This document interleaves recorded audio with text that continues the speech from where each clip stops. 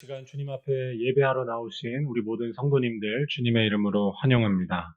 주님께서 주시는 위로와 은혜가 여러분 모두에게 가득하시기를 주님의 이름으로 축원합니다.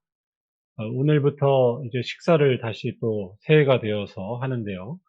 애참부장으로 올해부터 또 섬겨주실 귀한 우리 장로님 계십니다. 아까 찬양할 때 쓰셨는데 지금 이 자리에는 아마 안 계신 것 같아요. 우리 김희정 장로님께서 올해 애참부장으로 섬겨주시는데요. 오늘 처음으로 이제 식사 준비를 하십니다. 우리 장로님 안 계시지만 감사의 박수 한번 하도록 하겠습니다.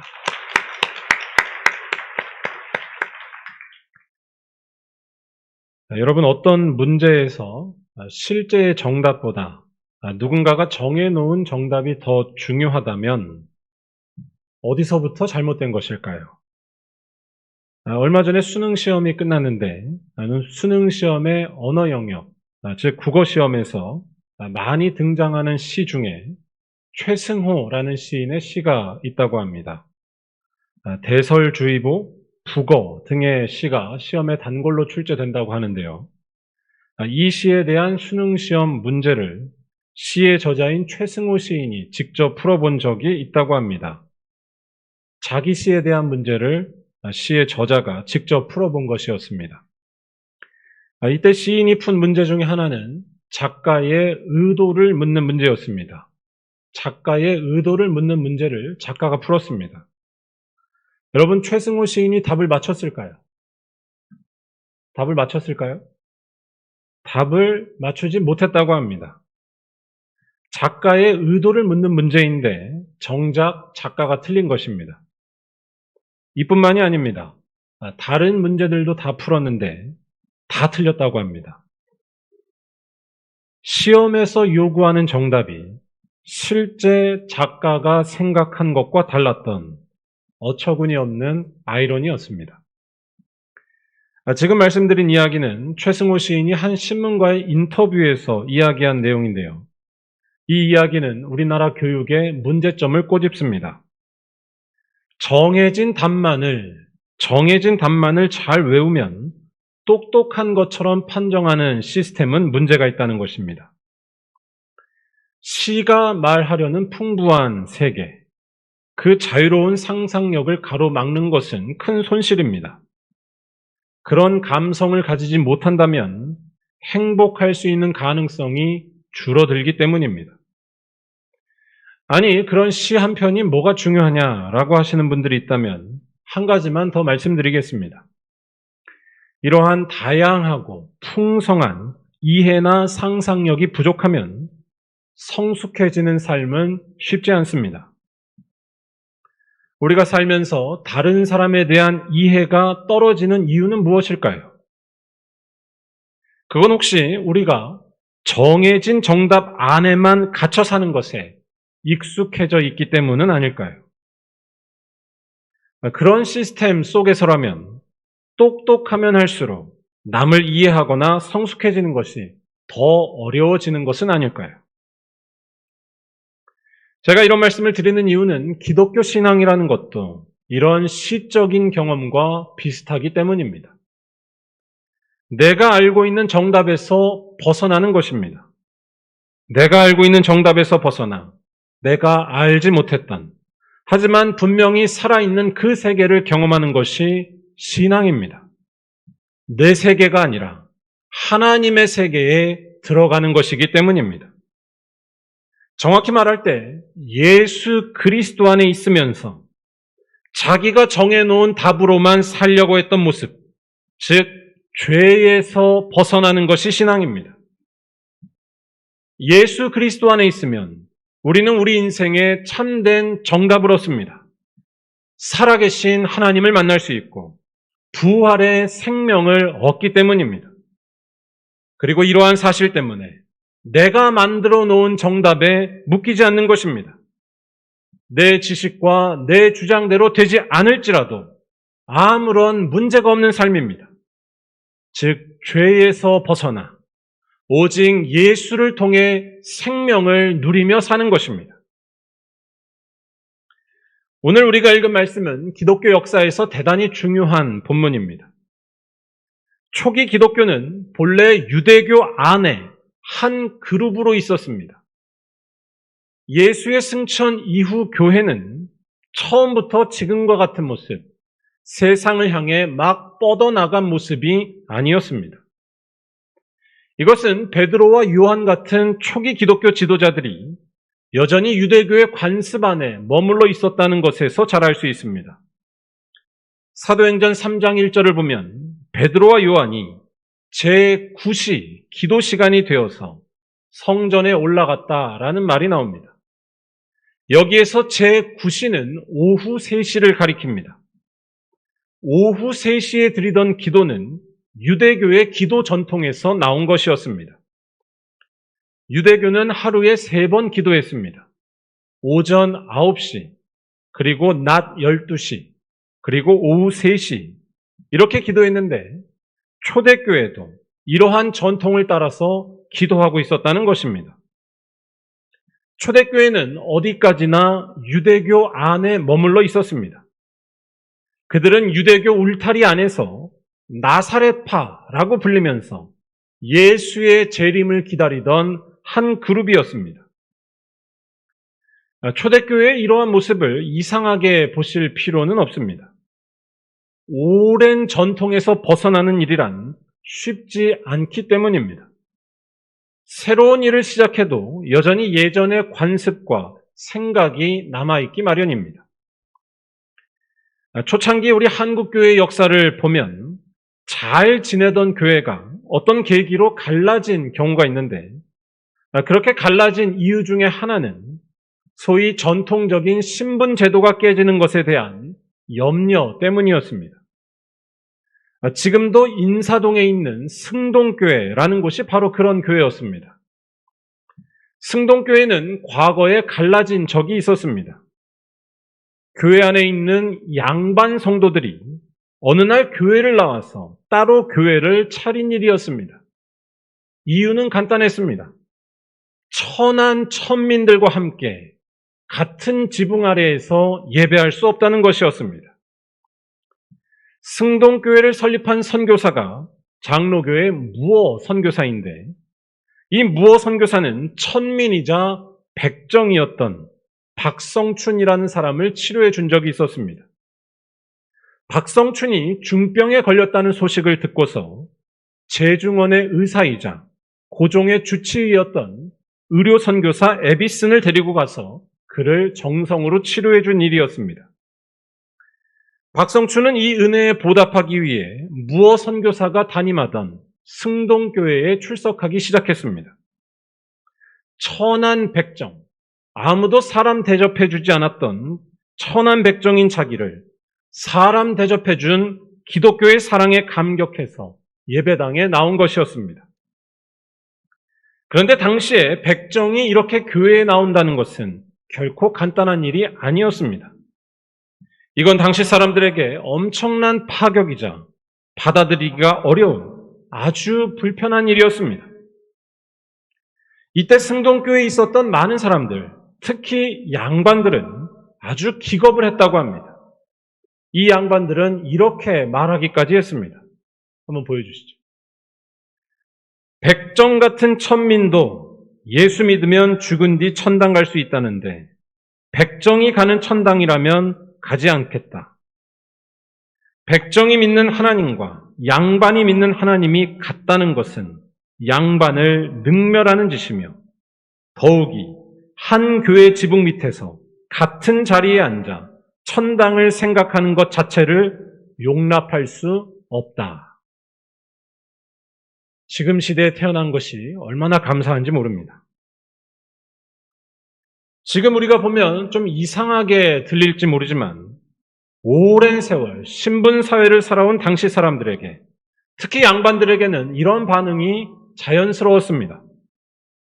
그러니까 이들은 교회를 열심히 다니더라도 오랫동안 이어온 신분제를 유지하면서 믿음 생활하기를 원했습니다. 원래 편했던 그 모습 속에서 원래 가지고 있었던 모습 안에서 신앙생활을 하고자 했던 것입니다. 예수를 열심히 믿되 자기가 정해놓은 틀에 벗어나지 않게 믿고자 한 것입니다. 오늘 말씀의 배경이 되는 초기 기독교 역시 비슷했다고 할 수 있습니다. 당시의 기독교는 한마디로 이방인에게 관심이 없었습니다. 여전히 유대교의 강력한 영향 속에 있었던 당시 기독교인들에게 이방인은 우리 한국교회로 치면 백정과도 같은 이들이었습니다. 아무리 착한 기독교인이라 할지라도 이방인에 대해서 생각한다는 것, 그들과 가까이 하거나 어울릴 생각은 특별히 하지 않았습니다. 오늘 말씀 앞에 나오는 베드로의 이야기가 이를 잘 말해줍니다. 오늘 말씀이 있기 전 베드로는 아주 신기한 꿈을 꿉니다. 유대인들이 율법에 따라 불결하게 여기는 음식들, 곧 4발 가진 짐승, 기는 것, 공중에 나는 것을 잡아먹으라 라는 소리가 꿈에서 들린 것이었습니다. 그런데 베드로는 이 소리를 거부합니다. 이를 먹을 수 없다고 말합니다. 이러한 음식들은 유대인으로서는 도저히 먹을 수가 없는 부정한 것이었기 때문입니다. 베드로가 꾼 꿈에 나오는 부정한 음식들은 다 이방인을 상징하는 것이었습니다. 베드로가 착하건 선하건 상관없이 이방인은 경계의 대상이자 피해야 할 이들인 것이 아주 자연스러웠습니다. 베드로에게 이방인은 그가 꿈에서 먹을 수 없다고 거절했던 부정한 음식과 같았기 때문입니다. 그런데 이러한 베드로의 생각이 깨지는 사건이 일어납니다. 그것이 오늘 말씀의 배경인데요. 베드로가 성령의 뜻을 깨달아서 이방인 고넬료를 만난 것이었습니다. 우리가 잘 알고 있듯이 베드로는 참 부족한 것이 많은 한 사람이었지만 그는 분명 위대한 사도였습니다. 하나님의 뜻 앞에 자기가 당연하게 생각해 온 것을 버릴 줄 알았기 때문입니다. 오늘 말씀은 이러한 배경에서 베드로가 이방인 고넬료를 만나 설교를 하는 장면입니다. 베드로가 하는 설교의 주제는 처음부터 끝까지 일관됩니다. 예수가 누구신지를 밝히는 것입니다. 그는 예수께서 하신 일과 예수께서 십자가에서 죽으시고 부활하신 사건을 전합니다. 이걸 신학에서는 캐리그마라고 합니다. 십자가에서 돌아가신 예수가 사흘 만에 부활하심으로써 온 세상의 주가 되셨다는 것입니다. 베드로가 이러한 선포를 하고 있는 것은 그가 지금 고넬료를 만난 이 모든 일들 속에서 분명한 깨달음을 얻었기 때문이었습니다. 예수만이 우리의 생명이시라는 것입니다. 예수만이 우리에게 구원을 주신다는 것입니다. 이 말은 바꿔 말할 때 자기의 생각으로는 생명을 얻을 수 없다는 것을 알았다는 것입니다. 자기 생각으로 생명을 얻을 수 있다는 우리들의 그 믿음에서 벗어났다는 뜻입니다. 오늘 말씀으로 하자면 유대인의 전통이 생명을 주는 것이 아니고 사람의 외모나 혈통이 우리에게 생명을 주는 것이 아니고 예수만이 생명을 주신다는 것입니다. 이러한 사실은 베드로가 42절에서 하는 말씀에서 잘 나타납니다. 하나님이 살아있는 자와 죽은 자의 재판장으로 정하신 자가 곧 이 사람인 것을 증언하게 하셨고, 아멘. 여기에서 말하는 재판장은 바로 예수를 말합니다. 예수님께 산 자와 죽은 자를 심판하시는 권한이 있다는 것입니다. 예수님께 산 자와 죽은 자를 심판하시는 권한이 있다는 것입니다. 산 자와 죽은 자를 심판하러 오시리라. 우리가 사도신경에서도 매주 이 고백을 하고 있지만 이 고백은 대단히 중요합니다. 누가 정말로 살아있는 자인지, 누가 정말로 죽은 자인지 그것을 판결하시는 최종적인 권한은 오직 예수님께 있다는 것입니다. 즉 다른 말로 하자면 예수만이 생명을 가리신다는 것입니다. 그렇기 때문에 예수께서 하시는 이 심판은 생명을 얻는다는 뜻이 되기도 합니다. 누구든지 예수를 믿고 그를 따라가면 죄와 사망이 아니라 생명을 얻기 때문입니다. 여러분, 이 사실을 든든히 믿고 계신가요? 이 사실을 든든히 붙잡고 있기에 어려운 세상 속에서도 흔들리지 않고 불의해 보이는 세상 속에서도 용감하게 믿음의 길로, 예수의 길로 걸어가고 계신가요? 그런데 우리가 살고 있는 이 세상은 우리가 하는 이러한 고백을 아주 부정합니다. 예수가 생명의 재판장이 되신다고 믿지 않습니다. 오늘 베드로가 말한 대로 사람의 외모가 한 사람의 인생의 재판장이 되는 것처럼 믿기도 하고, 재물의 많고 적음이 인생에 대한, 생명에 대한 재판 기준이 되는 것처럼 늘 우리에게 가르치기도 합니다. 아니, 더 정확하게 말하자면 우리 자신의 지식과 판단, 나의 경험이 늘 재판장 노릇하는 것이 우리의 모습이고 이 세상입니다. 내 말대로 되어야만 정상이라고 믿습니다. 내 지식대로 되어야만 행복할 수 있다고 믿습니다. 나를 높이는 것이고 내가 인정받아야만 한다는 것입니다. 꼭 승동교회에서 자기들의 고집과 믿음에 따라 백정과는 아무리 해도 함께 예배할 수 없다고 했었던 양반들과 같은 모습입니다. 베드로도 그러한 모습이었습니다. 유대교의 오래된 율법과 당연하게 생각해온 전통과 나의 생각, 이방인과 유대인 사이에는 반상의 구별이 있다는 것, 이것을 한치도 양보하지 않았습니다. 꿈에서까지 양보하지 않은 것이 베드로였습니다. 그러한 것들이 그에게는 재판장이었습니다. 하지만 그는 성령의 뜨거운 역사로 말미암아 이러한 모든 것들이 허물어지고 다시 세워지는 놀라운 경험을 합니다. 재판장은 자기의 지식이나 생각이나 율법의 전통도 아니고 많은 사람들이 하고 있는 관습도 아니라는 것을 알게 되었습니다. 우리의 재판장은 예수 그리스도 한 분뿐인 줄로 믿습니다. 우리의 재판장은 십자가에서 죽으시고 사흘 만에 부활하신 예수 그리스도 한 분뿐이라는 것입니다. 그분이 다시 오시면 누가 정말로 산 자인지, 누가 정말로 죽은 자인지 드러날 것이기 때문입니다. 생명은 우리의 주장에 있지 않습니다. 행복은 나의 성질에 있지 않습니다. 생명은 오직 십자가에서 부활하신 우리 주님 예수께만 있는 줄로 믿습니다. 그래서 베드로는 이러한 믿음을 가지고서 마지막 43절에서 이런 선포를 합니다. 우리 함께 이 말씀을 다 같이 읽어보겠습니다. 그에 대하여 모든 선지자도 증언하되 그를 믿는 사람들이 다 그의 이름을 힘입어 죄 사함을 받는다 하였느니라. 아멘. 이 말씀에서 중요한 구절은 죄 사함이라는 말입니다. 예수를 믿어서 죄 사함을 받는다라는 이 말을 우리는 추상적으로 또는 관념적으로 이해할 때가 많습니다. 그런데 우리는 죄라는 말에 대해 늘 깊이 생각해 봐야 합니다. 죄는 생명을 파괴하는 힘입니다. 죄는 생명을 파괴하는 힘입니다. 생명이신 하나님과의 사이를 갈라놓는 것이 죄입니다.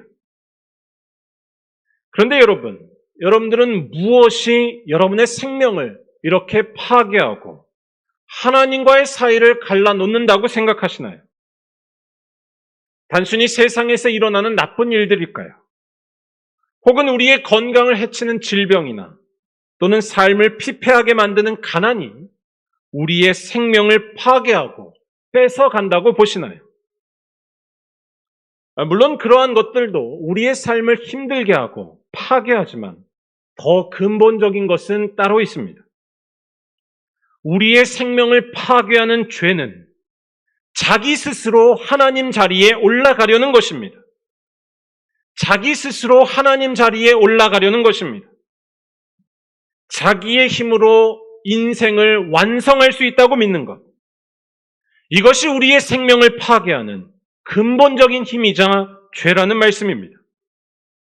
오늘 말씀의 상황으로 말하자면 이방인을 멀리 해야지만 깨끗할 수 있고 거룩할 수 있다는 유대인들의 전통을 붙드는 나의 생각입니다.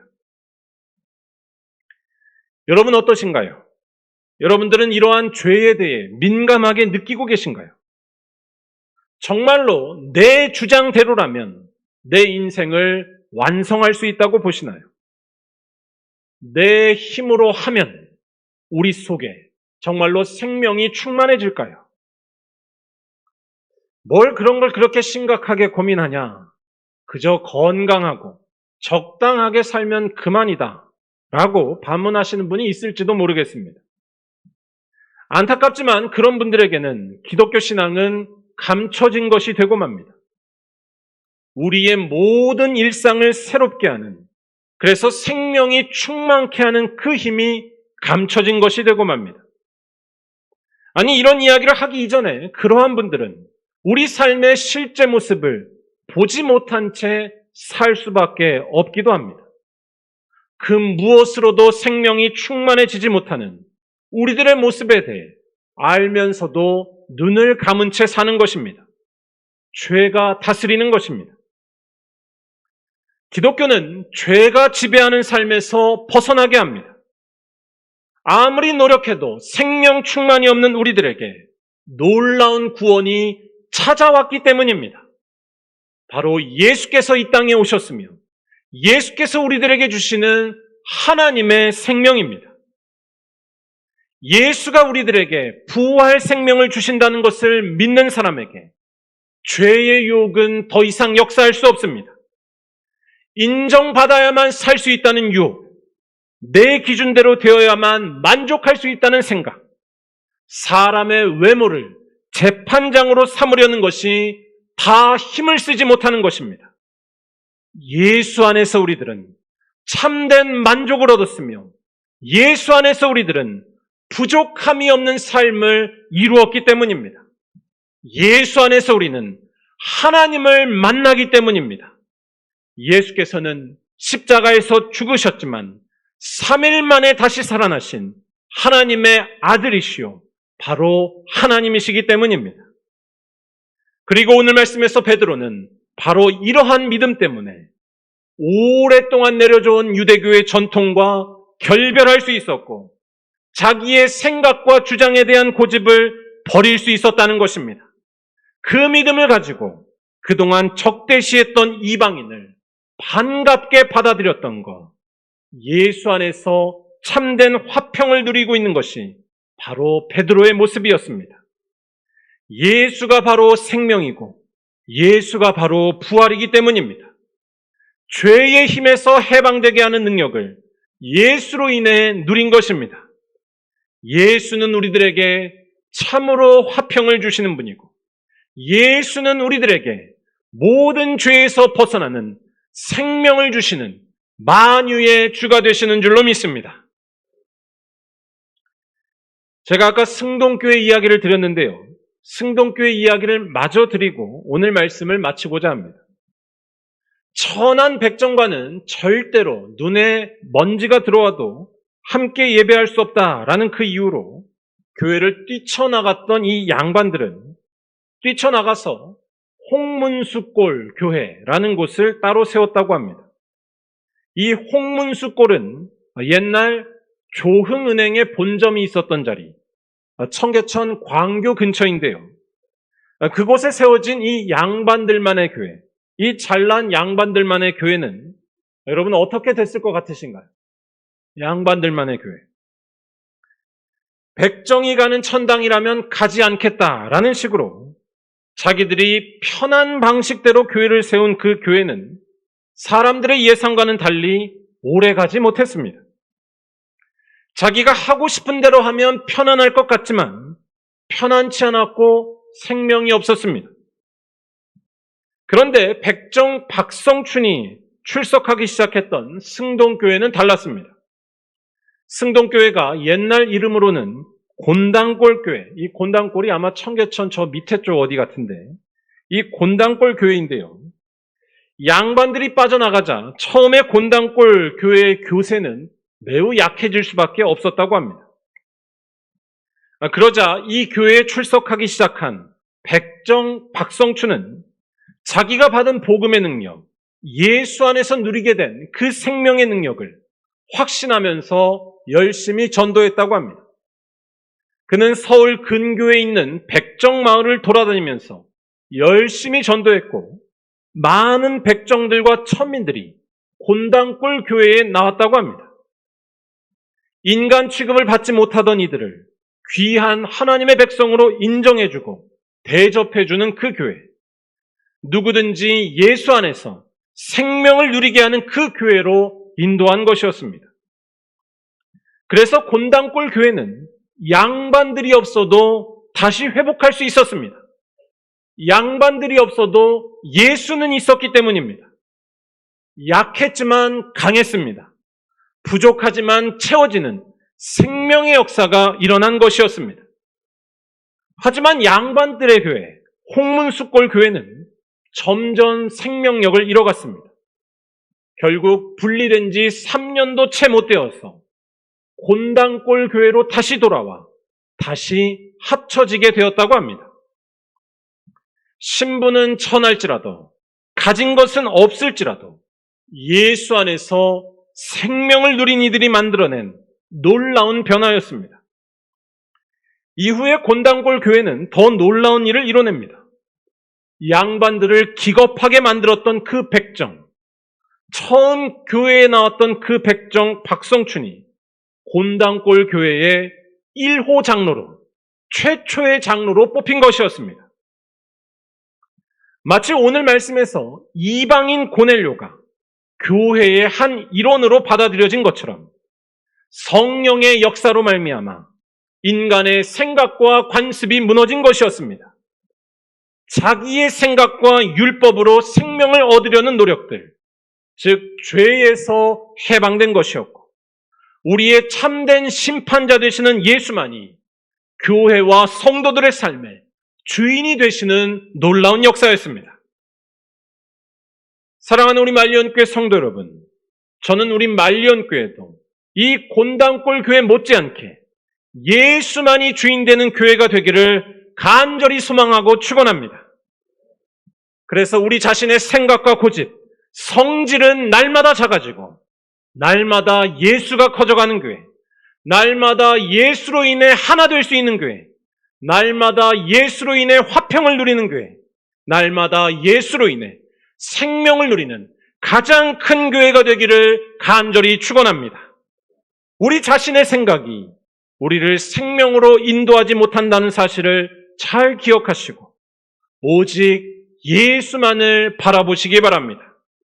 우리가 조금 이따 부를 오늘 결단 찬양은 앞서 설명드렸던 승동교회를 설립한 무어 선교사님과 같은 시기에 함께 활동한 다른 장로교회 선교사 밀러 선교사라는 분이 작사한 찬양입니다. 이 밀러 선교사도 천민들과 함께하는 교회를 세웠고 그 교회가 지금의 종로 5가에 있는 연동교회인데요. 이 찬양은 예수가 누구신지를 우리에게 정확히 알려줍니다. 예수는 우는 자의 위로가 되십니다. 예수는 없는 자의 풍성이 되십니다. 예수는 천한 자의 높음이 되십니다. 예수는 잡힌 자의 노임이 되시고 우리의 기쁨과 생명이 되시는 줄로 믿습니다. 약한 자의 강함이시며 병든 자의 고침이시며 멸망자의 구원이 되시는 분이 바로 우리 주님 예수 그리스도이신 줄로 믿습니다. 왜냐하면 예수께서는 십자가에서 죽으셨지만 사흘 만에 부활하신 생명의 재판장이시며 만유의 주가 되시기 때문입니다. 이 사실을 믿고서 오직 예수만 따라가는 자에게 모든 죄에서 해방되는 역사가, 죄사함의 역사가 가득히 일어날 줄로 믿습니다. 여러분 모두 더욱더 예수를 따라가시고 예수만을 알기 위하여 기도하는 일에 날마다 힘쓰시길 바랍니다. 예수를 따라가기 위해 가난한 이웃을 섬기는 일에 여러분 자신을 더욱더 들이시기를 바랍니다. 그리하면 생명이신 예수께서 여러분의 삶에 환하게 나타나셔서 죄 사함 받는 일이 넘쳐나게 될 것이고, 주님께서 다시 오실 그때에 생명을 완전하게 얻으실 줄로 믿습니다. 우리의 지식과 생각을 뛰어넘는 화평과 기쁨이 지금부터 가득히 채워질 줄로 믿습니다.